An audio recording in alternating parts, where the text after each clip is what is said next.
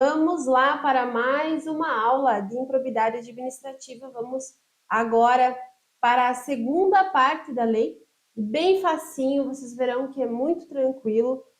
A gente sempre traz aqui, né, as partes mais pontuais, mais importantes, né, da lei, para vocês saberem que é um estudo bem focado no que as bancas gostam de cobrar, tá? Pessoal, a aula está sendo transmitida e está sendo gravada de forma automática. Então, se porventura a gente tem algum problema na transmissão, como a nossa internet e a de toda a nossa região está instável por causa do ciclone que passou aqui por Santa Catarina, não se preocupem, né? No final da aula, assim que restabelecer a conexão, nós já subimos ela para a plataforma, tá bem? Então não se preocupem, se no meio da aula cair a conexão de vocês ou mesmo a nossa, na sequência a gente sobe a aula para a plataforma e vocês poderão assisti-la, tá? Então fiquem muito tranquilos, muito confortáveis, tá bem? Então vamos lá, sem demora, né? Vamos para o que é importante. Sim, tá um caos, mas nós vamos aos estudos. Certo, pessoal? Então aqui eu trago para a gente estudar hoje, né, a segunda parte da lei de improbidade. Nós estudamos, então, a primeira parte, que eu sempre comento com vocês assim, olha, na parte da lei de improbidade. Essa primeira parte, a primeira aula que a gente fez, é a que mais cai, né? Por quê? Porque ela é a parte mais complexa, digamos assim, né? Que é ali onde ela explica o que é improbidade, ela traz os conceitos, ela classifica cada ato improbo e aí ela traz aquele rol em cada um dos três artigos de situações fáticas que configuram um ato improbo. E aí as penalidades, certo? Então, essa segunda parte tem informações importantes, sem sombra de dúvida. Tem sim. Mas é uma parte que vocês verão ali na lei, que ela fala ali sobre o transcurso da ação, tanto do processo administrativo quanto do processo civil dentro do judiciário. Ela se remete ao Código de Processo Civil, ela se remete, né, ali à legislação penal. E a gente sabe que para o concurso público, né, no nível que a gente está estudando, não tem necessidade de aprofundar tanto assim, né? Até essa lei ela sofreu muita alteração nos últimos anos, né? Com a edição ali de algumas leis, como a do processo, o novo processo civil, né? O novo Código de Processo Civil, ele revogou boa parte dos incisos e parágrafos dessa lei, né? Agora ela remete completamente a ele. Então vocês verão assim que no estudo dela não tem por que aprofundar nessa parte. É importante fazer uma leitura, claro, porque a gente sempre fala, é importante vocês terem em mente que aquilo existe no ordenamento jurídico, né? Mas vocês verão, eu trouxe algumas questões que não caem, não tem um peso, mas o restante que a gente vai estudar, sim, tá bem? Então vamos lá, né? Sem demora, olha aqui.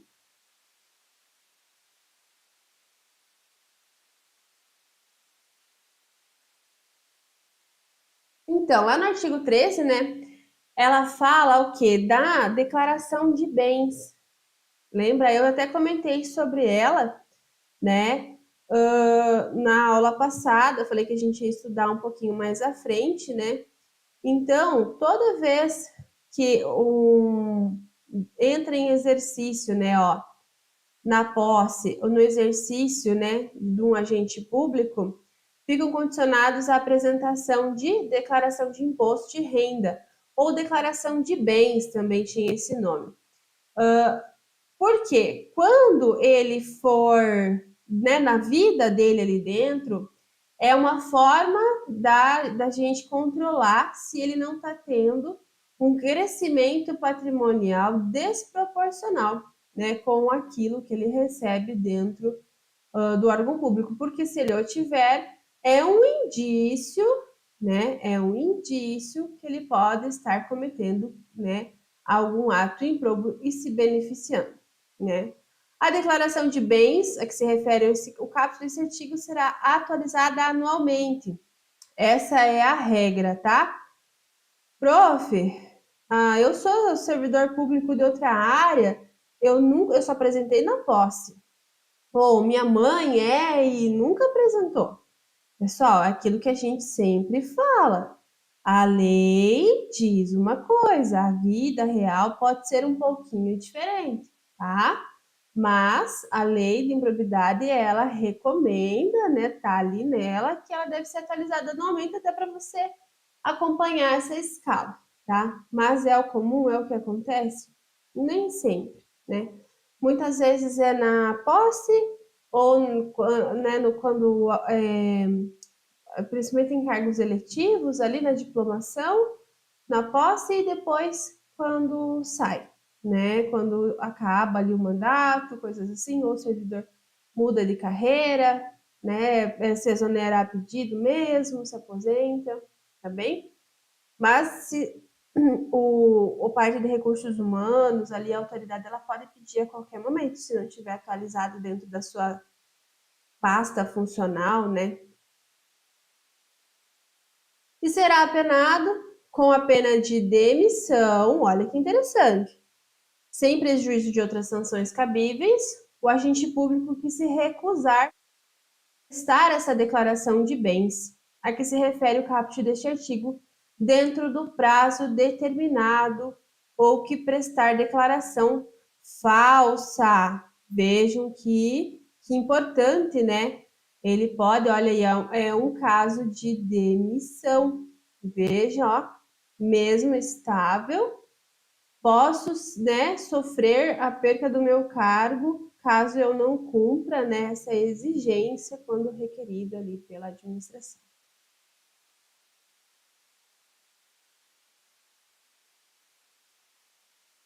E daí, então, a gente já passa aqui para o procedimento administrativo e do processo judicial.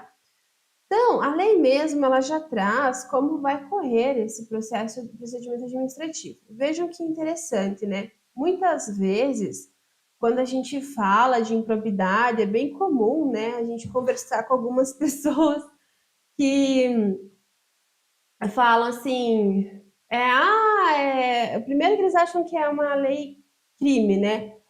Ele vai ser preso por improbidade administrativa, né? Não, na lei ali, não nesse contexto ali dos atos improbos, mas existem, né, ali, ela é uma lei civil, como a gente já explicou.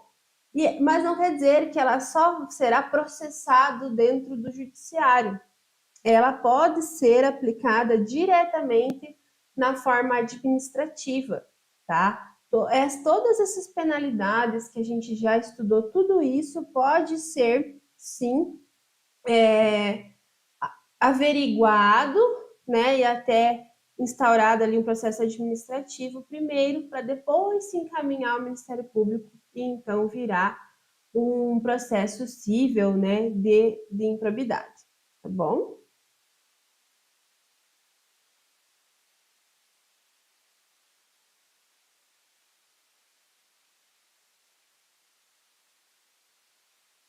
É isso aí, bem isso aí. Tem órgão que já avisa, né, os servidores que existe essa penalidade, é bem assim mesmo. E daí, olha só, então, qualquer pessoa, olha que interessante, poderá representar a autoridade administrativa competente para que seja instaurada a investigação destinada a apurar a prática de ato de improbidade. Ou seja, qualquer do povo, não é necessário que a autoridade deflagre o processo administrativo, tá bom? Ou só o Ministério Público, né? Não, qualquer pessoa ela pode ir lá e representar, né? Ela pode denunciar, vamos usar essa palavra, mas a lei usa a palavra representar, né? A representação, que será escrita ou reduzida a termo, caso a pessoa vá falar lá, né? conterá a qualificação do representante, ele não pode ser de forma anônima, e vocês logo entenderão o porquê, né? As informações sobre o fato e sua autoria, e a indicação das provas que tenha conhecimento. A autoridade administrativa rejeitará a representação em despacho fundamentado se esta não contiver as formalidades, né, do parágrafo 1º. A rejeição não impede a representação ao Ministério Público. Ou seja, não, eu vou representar, mas eu não quero me identificar. Então vai ser rejeitado, tá bem? Atendidos os requisitos da representação, a autoridade determinará a imediata apuração dos fatos, observada a legislação que regula o processo administrativo disciplinar aplicável ao agente, tá? Então vejam que interessante, né? Eu sempre falo, o direito administrativo, as leis, né, que a gente trata dentro dele também, elas bebem de várias fontes, né? E ele fala da comissão processante, né? Dará conhecimento ao Ministério Público, ao Tribunal do Conselho de Contas, então ao TCE, da existência de um procedimento administrativo para apurar a prática do ato improbo. Ele não quer dizer que nesse momento o Ministério Público já vá deflagrar, a não ser que ele ache necessário, mas ela vai informar. Aí, lá na frente, o Ministério Público vai falar, e aí, o que aconteceu daquele procedimento? Não, a gente arquivou porque não tinha provas. Beleza, mas eu quero olhar ele, sabe? Ó, o Ministério Público ou o Tribunal ou o Conselho de Contas poderá, a requerimento, designar representante para acompanhar o procedimento administrativo. Na ação de improbidade administrativa, poderá ser formulado em caráter antecedente ou incidente, antecedente, né, no primeiro passo dela ali, antes de ouvir as partes e tudo, ou incidente no meio dela, no transcurso dela, pedido de indisponibilidade de bens dos réus, a fim de garantir a integral recomposição ao erário ou do acréscimo patrimonial resultante de enriquecimento ilícito, né? Ou seja, o que vai acontecer? Pode, então, na esfera administrativa, atentem a isso, pode na esfera administrativa ocorrer o bloqueio dos bens. Na esfera administrativa, ainda a autoridade pode requerer, ele vai fazer um pedido em juízo, tá? Mas ele não vai deflagrar a ação, tá? Estou explicando assim para que vocês entendam, né, a forma lógica que acontece. Mas pode haver o bloqueio dos bens quando observado o risco da pessoa, opa, nossa, me assustei, tem aqui um processo administrativo, começa a doar, passar o carro para o nome do primo, do avô, do vizinho, né, o avião lá para o nome do chacreiro, né? E assim vai. Então, não, o sítio não era meu, o triplex também não, e assim. Então, pode ser ainda na esfera administrativa feito o bloqueio dos bens. Para resguardar, né? Então, que haja a devolução certinha desse, quando, né, terminado e concluído toda a averiguação, ser feito isso. E aí, algo que é bem interessante, a gente, que é a ação para aplicação das sanções de que trata esta lei será proposta pelo Ministério Público, né? Daí já falando da ação civil. Então, quem que tem competência para propor em juízo? Em juízo, né? O MP, tá bom? E seguirá o processo do rito comum, previsto aqui, ó, no Código de Processo Civil, beleza? Então, rito comum. Não é rito especial, não é rito sumário, porque eles são mais simples e a produção de prova deles é mais enxuta. Aqui é rito comum.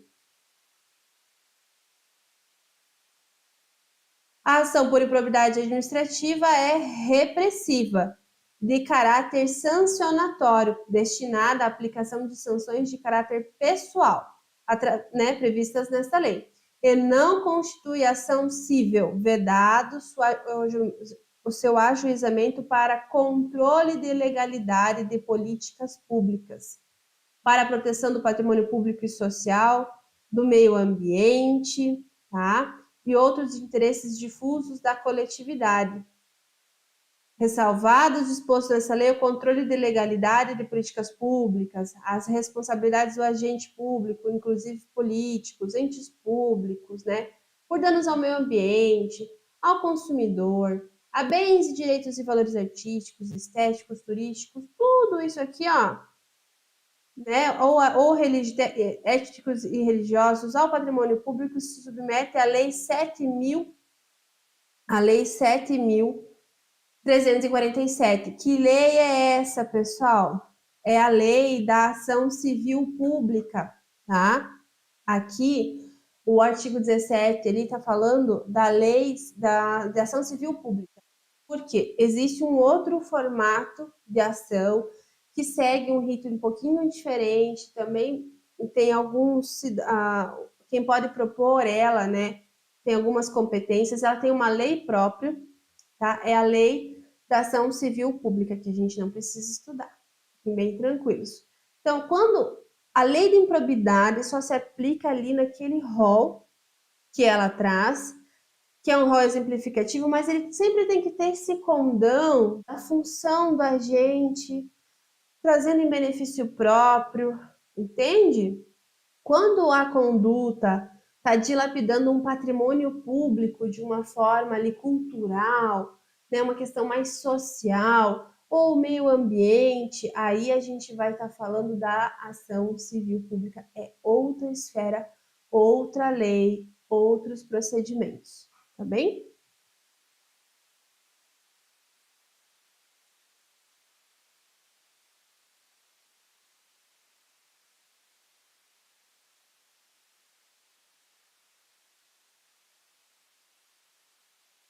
Outro ponto aqui, ó, deixa eu voltar um pouquinho sobre a indisponibilidade dos bens.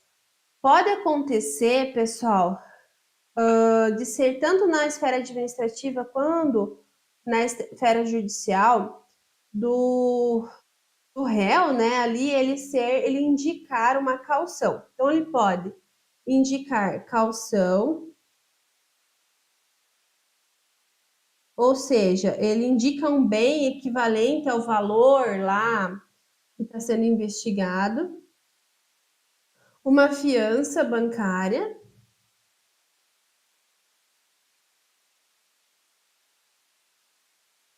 ou então ainda ele pode um seguro,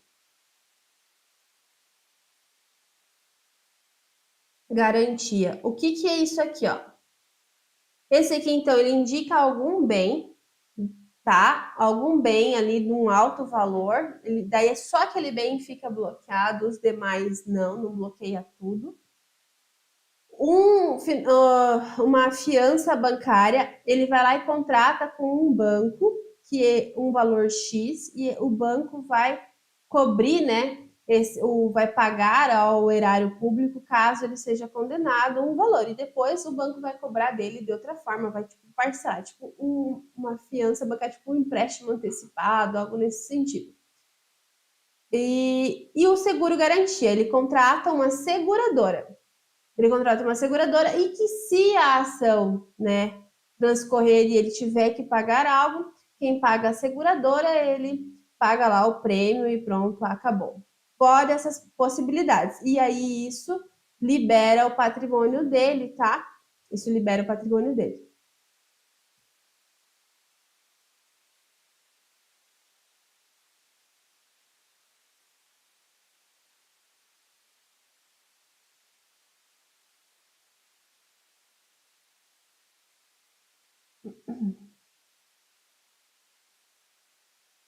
Deixa eu voltar.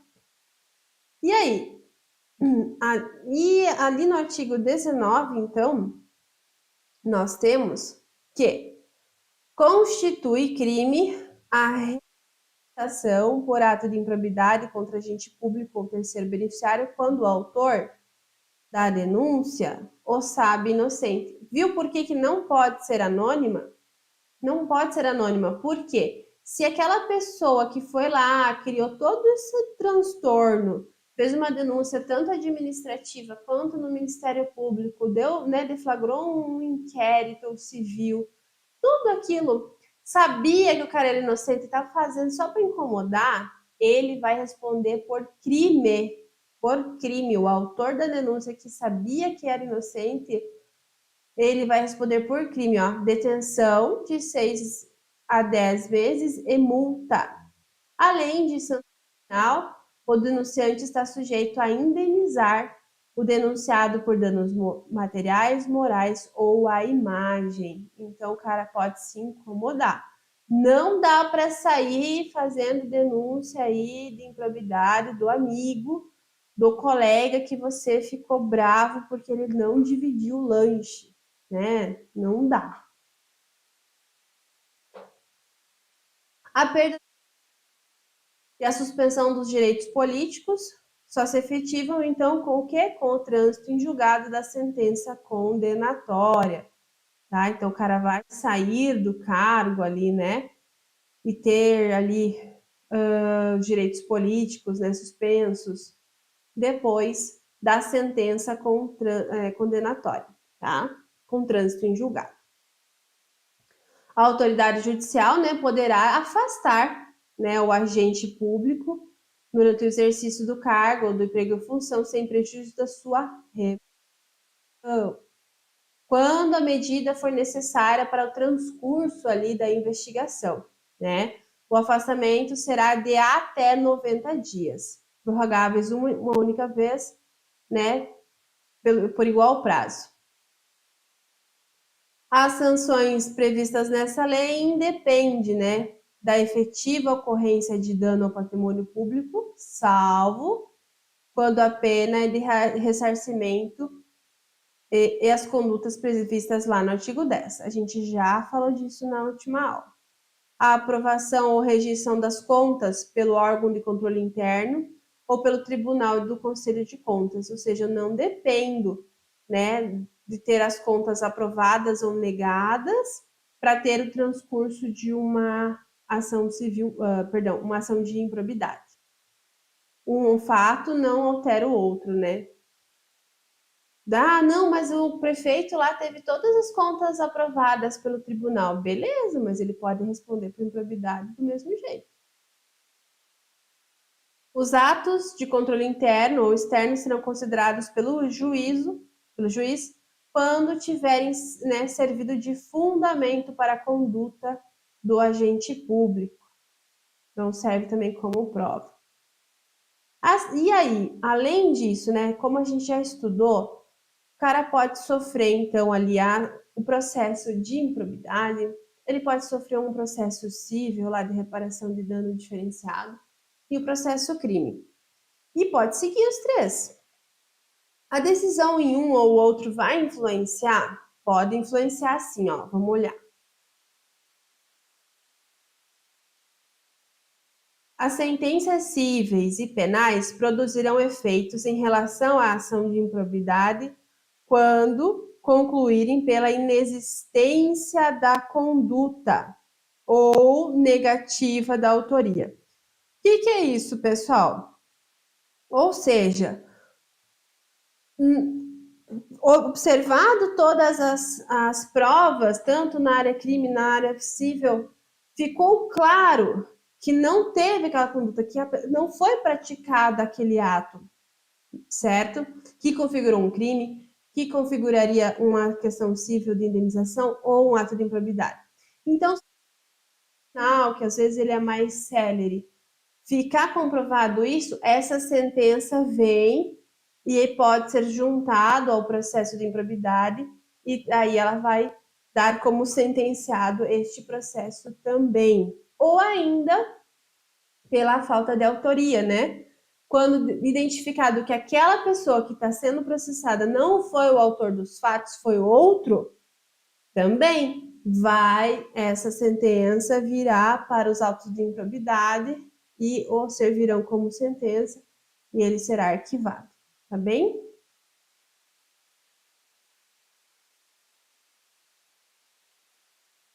A absolvição de criminal em ação que discuta os mesmos fatos, confirmada por decisão colegiada, impede o trâmite da ação, da qual trata esta lei, havendo comunicação com todos os fundamentos de absolvição previstas no Código de Processo Penal. Então, a absolvição no processo crime também virá aqui e surtirá efeitos na ação de improbidade, tá bom?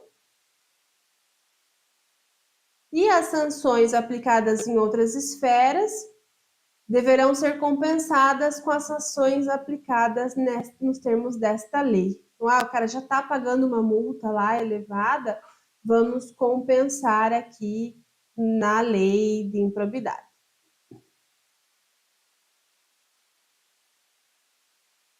E daí? Como é que funciona aqui, ó? Para apurar qualquer ilícito desta lei, o Ministério Público, de ofício, a requerimento da autoridade administrativa ou mediante representação formulada de acordo com o disposto no artigo 14, poderá instaurar inquérito civil ou procedimento investigativo assemelhado e requisitar a instauração ainda de inquérito policial, se for preciso. Quem? O Ministério Público. De ofício, ele mesmo. Pô, ele olhou ali aquele agente público ali, aí tem coisa, praticando coisa aí de improbidade.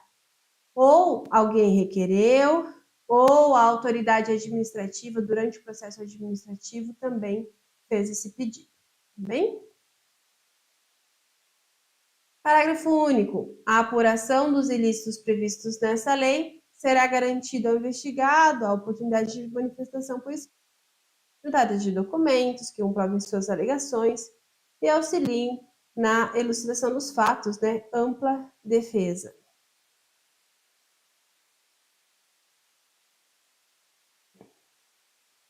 Aqui tem outro ponto muito importante, falando sobre prescrição, né? Então, todas as sanções aqui dessa lei prescrevem 8 anos, né? Ou seja,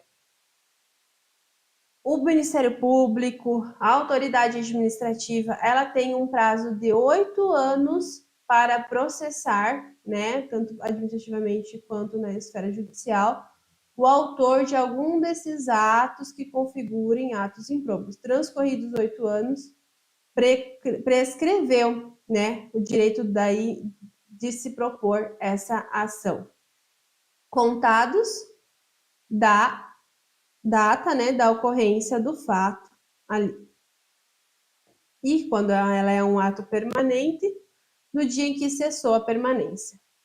A instauração do inquérito civil ou de processo administrativo, a apuração desses ilícitos, suspende esse ato prescricional, né? Por no máximo 180 dias corridos, recomeçando a correr após a sua conclusão, né? Ou caso não concluído o processo, esgotado o prazo de suspensão, tá? O inquérito civil para apuração do ato de improbidade será concluído no prazo de 365 dias corridos, prorrogável uma única vez por igual período, mediante ato fundamentado. Encerrados os prazos do parágrafo 2º, a ação deverá ser proposta, se não for caso de arquivamento do inquérito civil. Então, pessoal, o que acontece? Quando foi praticado um ato, eu vou até voltar aqui para a tela que eu vou desenhar, que eu acho que fica melhor. Então, foi praticado um ato improbo, né? Foi praticado um ato aqui. E lesão ao erário, vamos dizer assim. Então, tem-se aqui 8 anos, né? Essa é a nossa linha temporal. Instaurado o inquérito civil ou processo administrativo, acontece o quê? A suspensão. Opa, para de contar aqui. Por 180 dias, né? Depois disso, continua contando, volta a contar o prazo, né? Continua contando ele. Soma essa parte que correu até o começo do inquérito do processo administrativo e volta a contar. Passou-se aqui 2 anos. Beleza. Fez ali 180 dias, tem até 1 ano para terminar. Passou de 180 dias, não concluiu, o prazo volta a correr de prescrição. Tem 365 dias para propor. Opa, daí foi proposto aqui, ó. Beleza, passou aqui mais 1 ano. Né? Vai ficar suspenso esse prazo, ó, 180 dias. O restante do tempo, né, continuou a correr. Mas ocorrem, né, situações que interrompem o prazo prescricional. Então, quando que ele será interrompido? Pelo ajuizamento da ação de improbidade administrativa, pela publicação da sentença condenatória, pela publicação de decisão ao acordo do tribunal, pela publicação de decisão ao acordo do Supremo Tribunal de Justiça, pela decisão de acórdão do Superior Tribunal Federal. Ou seja, lá no mesmo exemplo, né, nós temos a nossa linha do tempo aqui, 8 anos, uma prática de um ato impróprio. Então, passou ali o tempo, tal, teve um inquérito, ajuizamento da ação de improbidade administrativa. O que vai acontecer aqui, né? A ação. E aqui passou-se 3 anos. A partir daqui, volta a contar o prazo do zero. Então, esse tempo aqui foi interrompido. Então, eu tenho 8 anos. Interrompeu, parou a contagem prescricional. Tá bem? Essa é a diferença entre suspensão e interrupção de um prazo prescricional. Ó, interrompida a prescrição, o prazo recomeça a correr do dia da interrupção, pela metade do prazo previsto no caput desse artigo. Opa, legal. Então, aqui, ó, eu tenho, né, ainda 4 anos. Show de bola. Pela metade, né? Beleza? Muito bem. A suspensão e a interrupção da prescrição produzem efeitos relativos a todos que concorrem para a prática do ato de improbidade, né? Os atos de improbidade conexos que sejam objeto do mesmo processo, a suspensão e a interrupção relativas a qualquer deles existentes também. E juiz e o tribunal, depois de ouvido o Ministério Público, deverá, de ofício ou a requerimento da parte interessada, recomeçar a prescrição intercorrente, né, da pretensão sancionadora e decretá-la de imediato, caso entre o marco da interrupção referido no parágrafo 4º transcorra o prazo previsto. Ou seja, foi proposta a ação, né, interrompeu, mas aí eu tenho só 4 anos. Se o processo demorar mais do que 4 anos para ser sentenciado, ocorreu a prescrição também. É a prescrição intercorrente que a gente chama, certo?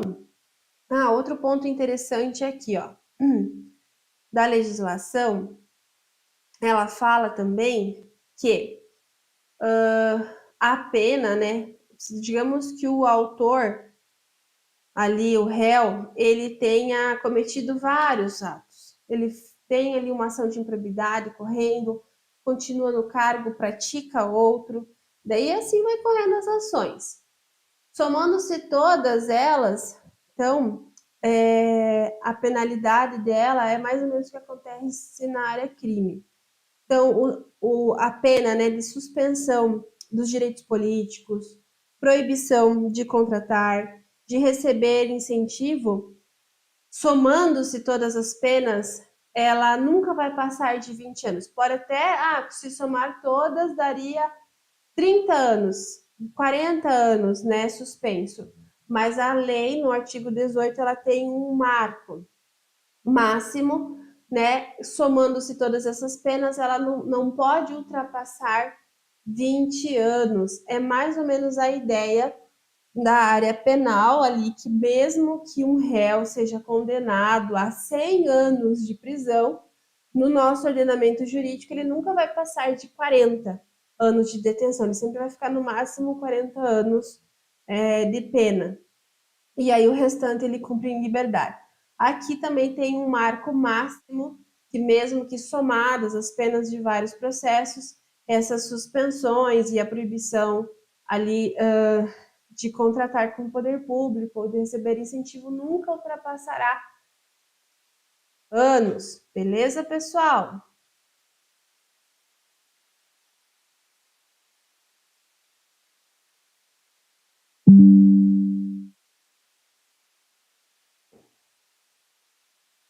E aí, nós temos aqui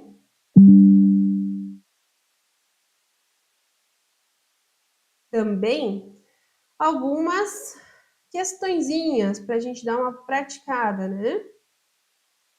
Então, conforme dispõe a Lei 8.429, quando o ato de improbidade causar lesão ao patrimônio público, caberá à autoridade administrativa responsável pelo inquérito, visando a indisponibilidade dos bens do iniciado, representar ao... E aí, né? Quem que ele vai representar para que seja, então, ali, ó, ele vai representar sempre ao Ministério Público, né? Ministério Público, ele quem deflagra, então, a ação judicial. Quanto ao procedimento administrativo e o processo judicial previsto na Lei de Improbidade Administrativa, assinale a alternativa correta. Então, a representação, para ser aceita, não precisará observar nenhuma formalidade estabelecida em lei, podendo ser inclusive genérica. Não, né? Tem sim lá as formalidades, a qualificação do denunciante e também identificação do denunciado, os fatos e as provas que ele tenha conhecimento daquela improbidade. O Ministério Público, se não estiver no processo como parte, poderá facultativamente atuar como fiscal da lei? Não, ele deverá. Deverá atuar como fiscal da lei. A ação principal proposta pelo Ministério Público ou por pessoa jurídica interessada terá o rito sumário, não, rito comum, porque o rito sumário ele é mais simples e enxuta a produção de provas. A gente não quer isso na lei de improbidade, né? Nos atos de improbidade. Qualquer pessoa poderá representar a autoridade administrativa competente para que seja instaurada investigação destinada a apurar a prática de ato improbo. Perfeito, é isso aí. A rejeição da representação pela autoridade administrativa impede a representação do Ministério Público? Não, não impede. Foi o que a gente viu ali. De acordo com a Lei 8.429, a representação por ato de improbidade contra agente público ou terceiro beneficiário, quando o autor da denúncia ou sabe inocente, constitui responsabilidade, obrigação, opção, dever ou crime. Um crime, né? 6 a 10 meses e multa. No tocante às disposições penais, a Lei Federal de Improbidade estabelece que a perda da função pública, a suspensão dos direitos políticos, só se efetivam com a denúncia do crime. Então, assim que denunciado, ele vai lá perder a função pública, né? A prescrição de crime, minha nossa, a indicação dos investigados, o trânsito em julgado da sentença ou o término do mandato dos agentes. o trânsito em julgado. Aqui tem a ideia, né, do que todos são inocentes até que se prove o contrário, né, a penalidade mais gravosa aqui, então, ela só se efetivará depois do trânsito em julgado de sentença condenatória. Certo, pessoal? Muito bem, então concluímos nossa lei de improbidade. Como eu comentei com vocês, muito tranquilinha, muito tranquilinha. Essa segunda parte dela é bem tranquila, a parte de cair em prova. Vocês vão ler ali a lei, ela tem toda uma parte de procedimento, mostra passo a passo como que deve ser a parte interna, administrativa, também ali a parte processual. Não tem por que a gente aprofundar, né? Não é cobrado. É muito tranquilo, tá bem? Então ficamos por aqui hoje. Bons estudos e qualquer dúvida é só nos chamar, nos acionar que nós teremos o maior prazer em estar aqui com vocês, certo? Até mais, pessoal!